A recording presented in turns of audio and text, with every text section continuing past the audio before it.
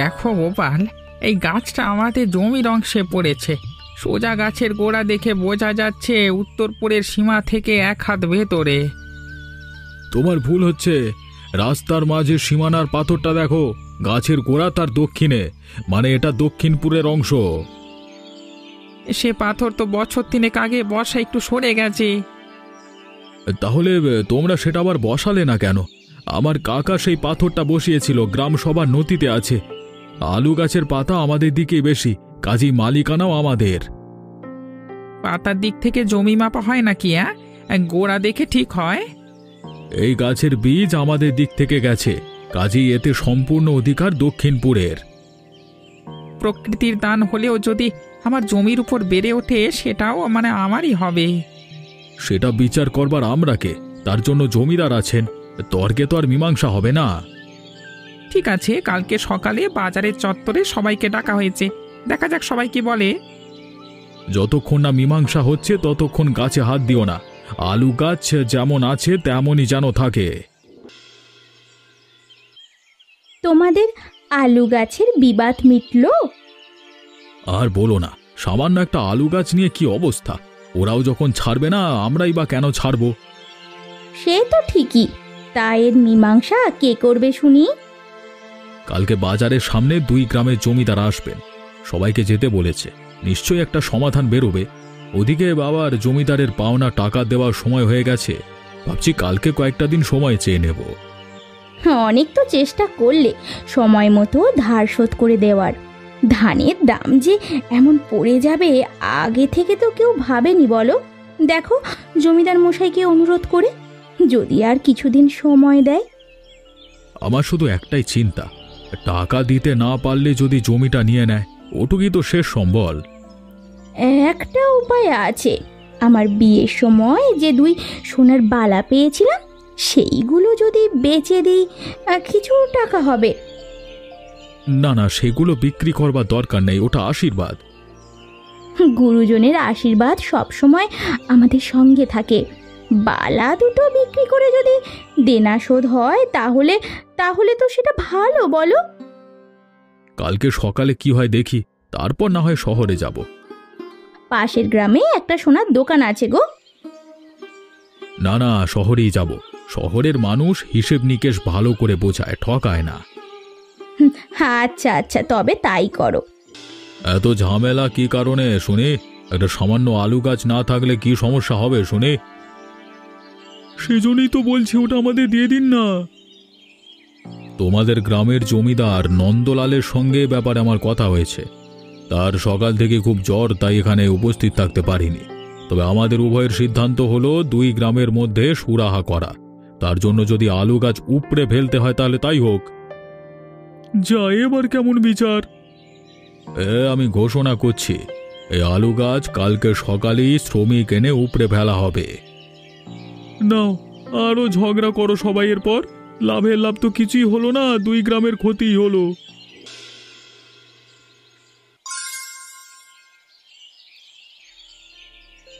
আরে গোপাল, শুনেছিস আলু গাছের নিচে গুপ্তধন পাওয়া গেছে? গুপ্তধন? হ্যাঁ রে, কত সোনার গয়না, সোনার কয়েন। গাছ উপড়ে ফেলতেই নিচে একটা তামার বাক্স পাওয়া যায়। সেই বাক্সে তালা ভেঙে খুলতেই ভেতর থেকে গয়না, সোনার হার, বালা, পুরনো মুদ্রার ঝকমকানি ছড়িয়ে পড়ে। সবাই দেখে অবাক হয়ে যায়। এ তো অবিশ্বাস্য ব্যাপার গো, আলু গাছের নিচে সোনা! এতদিন আমরা ভাবতাম এই জমিটা অভিশপ্ত। বুঝলে গোপাল, মাটিতে অনেক সময় আশীর্বাদও লুকিয়ে থাকে। ঠিক বলেছ গণেশ কাকা, কিন্তু এই সম্পদ কার? এত সোনা কার ঘর থেকে এলো বুঝবো কেমন করে? হয়তো পুরনো কালের কোনো পরিবারের সম্পত্তি, কেউ পুঁতে রেখেছিল। এখন জমিদারেরা এসে নিশ্চয়ই বলবে এটা তাদের জমির অংশ, তাই সোনা তাদেরই। তার আগে 2 গ্রামবাসীর মধ্যে ঝামেলা শুরু হবে। এ বলবে আমাদের গ্রামের সোনা, ও বলবে আমাদের গ্রামের সোনা। তারপর সব সোনা জমিদারের হয়ে যাবে। আমরা শুধু দেখেই যাব আর নিজেদের মধ্যে ঝামেলা করে যাব।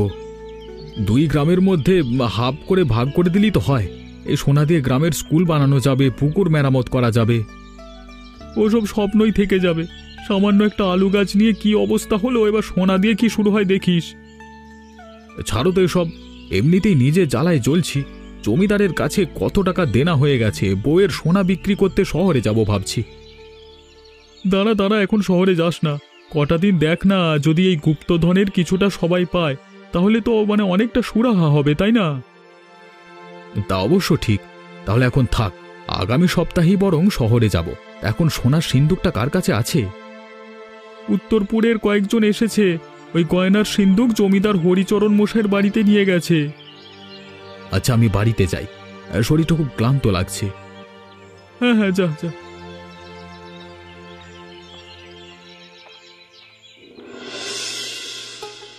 নন্দলাল বাবু, আলু গাছ উপড়ে ফেলবার সিদ্ধান্তটা তাহলে ভালোই ছিল, বলুন। সে আর বলতে, আলু গাছের বদলে যে এত সোনা দানা পাওয়া যাবে সেটা যদি আগে জানতাম তাহলে কবেই এই আলু গাছ উপড়ে ফেলতাম, বেকার এত ঝামেলাও হতো না। আলু গাছ উপড়ে ফেলবার কথাটা কিন্তু আমি আপনাকে বলেছিলাম, তাই এই সোনার 60% আমাদের। দেখো, এসব নিয়ে আর ঝামেলা করো না, উভয় গ্রামে 50% করে ভাগ করে দেওয়া হোক, তাতে দুই গ্রামের মধ্যে মিলও হবে আর সবাই খুশিও হবে। না না না না না না, গাছের গোড়া আমাদের দিকে ছিল, তাই আমাদের 60% দিতেই হবে। কি আশ্চর্য! এভাবে ভাগাভাগির হিসেব দিলে তো আমিও বলতে পারি সবটাই আমাদের প্রাপ্য, কারণ ওই আলু গাছের পাতা আমাদের দিকে বেশি ছিল। ঠিক আছে, তাহলে থাক, সোনায় এখন কেউ হাত দেবে না, আইনের সাহায্য নেওয়া হবে। সেখানেই ঠিক হবে উত্তরপুরের কতটা সোনা পাওয়া যাবে আর দক্ষিণপুর কতটা সোনা পাবে। তাহলে তাই হোক, ক্ষমতার জন্য বন্ধুত্ব ভাঙে, গ্রাম বিভক্ত হয়। এতদিন কথাটা মানতাম না, তবে আজকে মানতে বাধ্য হলাম। আমি আমার ভাগের সম্পত্তি কেন ছাড়ব? মাটির নিচে পাওয়া সম্পত্তি, তার উপর সেটা যেখানে দুই গ্রামের সংযোগস্থলে পাওয়া গেছে। এবার সেটা নিয়ে আমরা যদি এভাবে লড়াই করি তাহলে গ্রামবাসীদের মধ্যে ঝামেলা, বিবাদ, অশান্তি এসব তো হবেই। মাত্র 10% বেশি দাবি করেছি, পুরো সোনা তো চাইনি। তোমার দাবি একেবারেই যুক্তিযুক্ত নয়, তোমার এই দাবি আমি রাখতে পারবো না। তুমি আইনের পথে বেছে নাও, যত সব।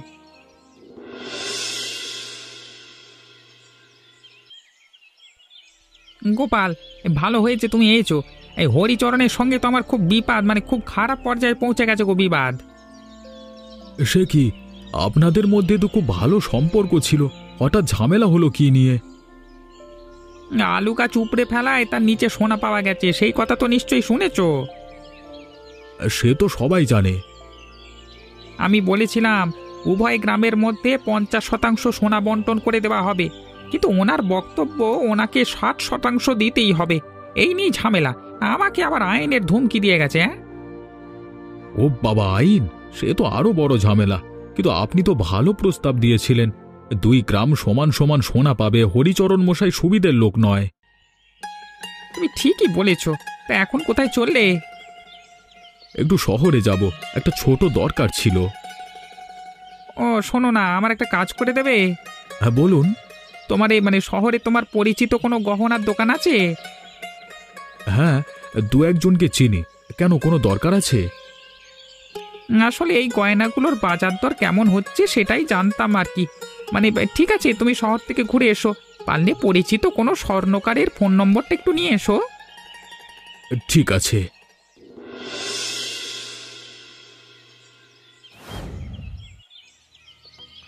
শুনেছ গ্রামের মানুষ কি বলছে? ওই গ্রামের লোক এ গ্রামে আগুন দেবার হুমকি দিচ্ছে, চাষির ঘর পুড়িয়ে দেবে বলে ভয় দেখাচ্ছে গো। হ্যাঁ, সকাল থেকে মাইকে কয়েকজন বলছিল বাড়ি থেকে কেউ যেন এখন না বেরোয়। আমি তোমার চিন্তা করছিলাম গো, ভালোই হয়েছে তুমি তাড়াতাড়ি শহর থেকে ফিরে এসেছো। আসবার সময় শুনছিলাম পাশের গ্রামের সবাই আগুনের মতো ক্ষেপে আছে। এই আগুন যদি একবার জ্বলে ওঠে পুরো গ্রামটা ভস্ম হয়ে যাবে। তোমার ওই বালাজোড়াটা বেশ ভালোই টাকা পেয়েছি দিয়ে, জমিদারবাবু টাকা শোধ দেওয়ার পরে কিছু টাকা থাকবে, বুঝলে? যাক বাবা, শান্তি, ঋণের বোঝা তো নামলো ঘাট থেকে। শহরে যাতায়াত ভালোই হয়েছে। আমি একটা ছক কষেছি, সবকিছু যদি পরিকল্পনা মাফিক হয় না তাহলে আমাদের আর কোনো চিন্তা থাকবে না। কি প্ল্যান গো? সময় হোক, সব জানতে পারবে, এখন কিছু বলা যাবে না। আচ্ছা আচ্ছা, ঠিক আছে। গ্রামে নাকি শহর থেকে একজন আইনজীবী এসেছে শুনলাম। হ্যাঁ, ঠিকই শুনেছ। ভোরবেলায় আমি হাঁটছিলাম, তখন দেখি এই কোট পরা একটা ভদ্রলোক, হাবভাবেই বোঝাই যাচ্ছিল শহর থেকে এসেছে। আমাকে দেখে বলল, নমস্কার, আমি অরিন্দম ঘোষ, কলকাতা থেকে এসেছি। আমি বললাম, এই গ্রামে কি ব্যাপারে? ঠিক বুঝলাম না। তখন বলল, শুনেছি এই গ্রামে জমি নিয়ে একটু গোলমাল চলছে, আমি আইনজীবী, ব্যক্তিগতভাবে বিষয়টা দেখতে এসেছি। কিন্তু ওনাকে খবর দিল কে? কে জানে, এসব খবর কি আর চাপা থাকে?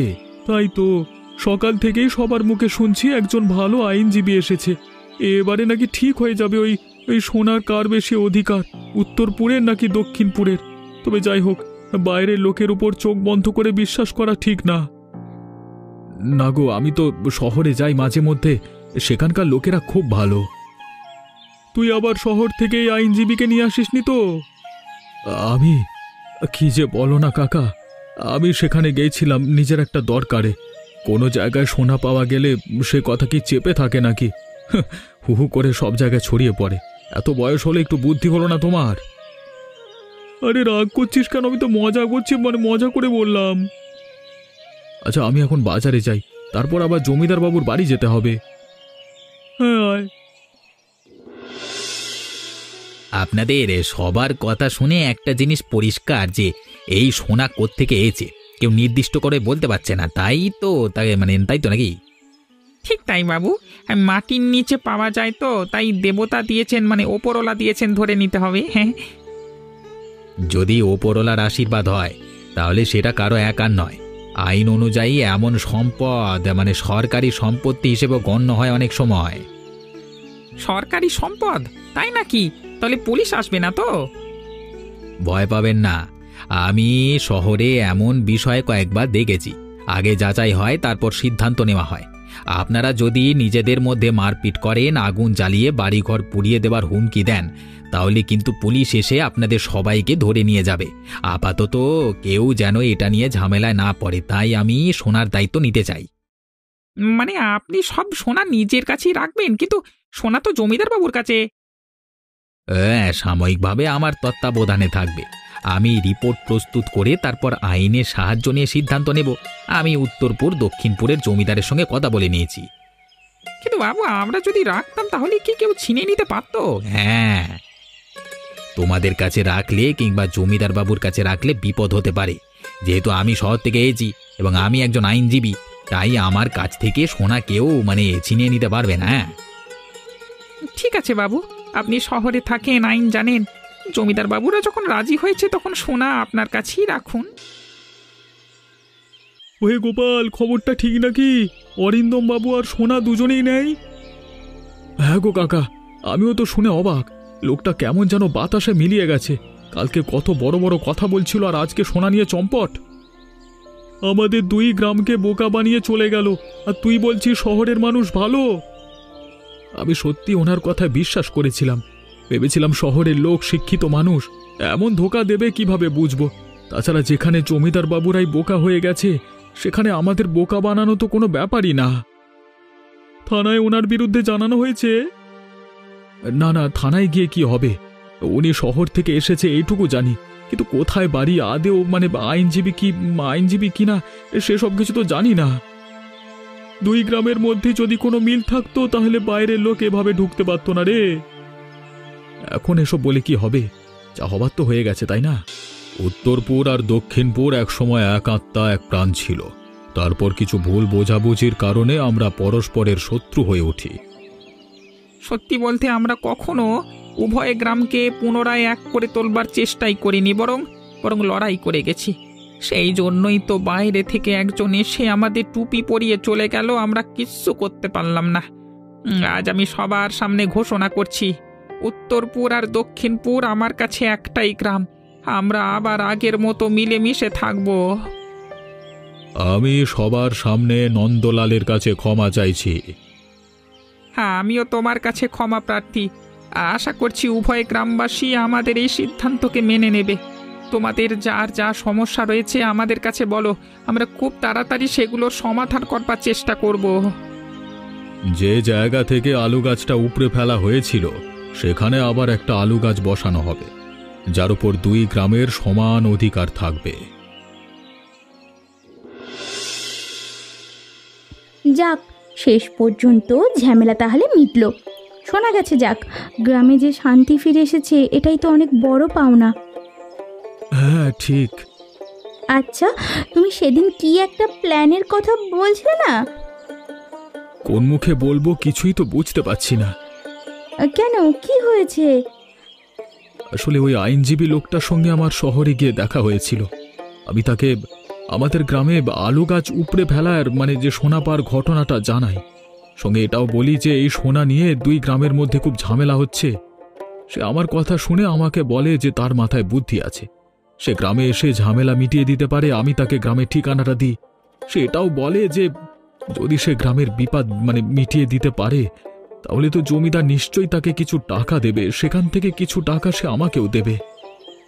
তার মানে এখন ওই লোক কোথায় আছে সেটা তুমি জানো?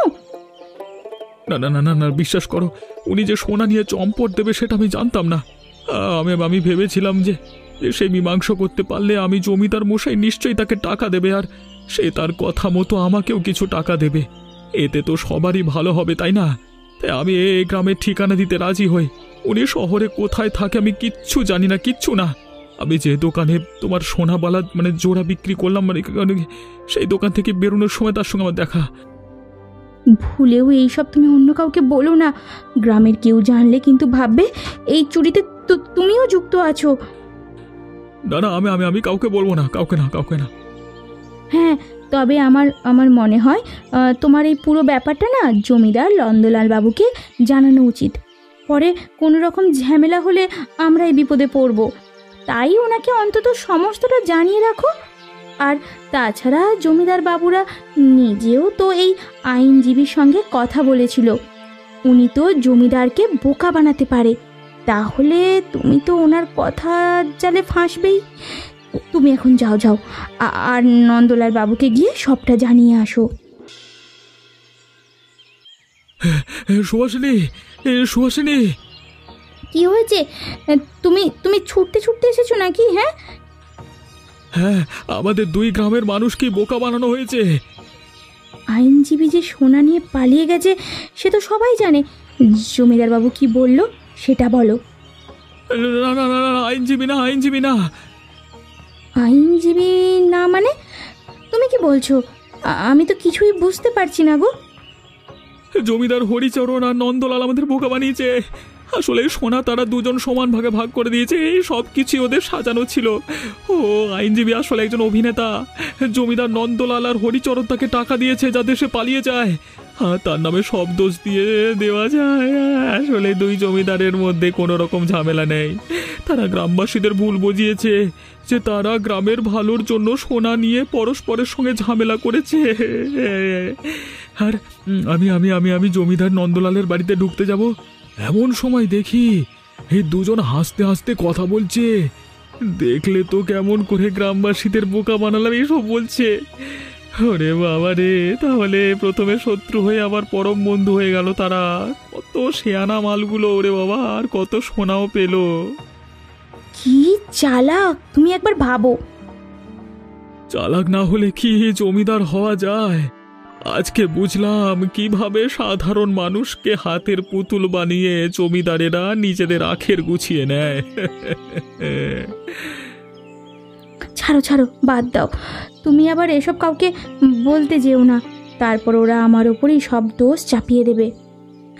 না বাবা, আর কোনো ভুল না। আজকে থেকে আর কাউকে বিশ্বাস করব না। আর আপনারা এমনই মজার গল্প দেখতে আমাদের চ্যানেলটিকে সাবস্ক্রাইব করতে ভুলবেন না।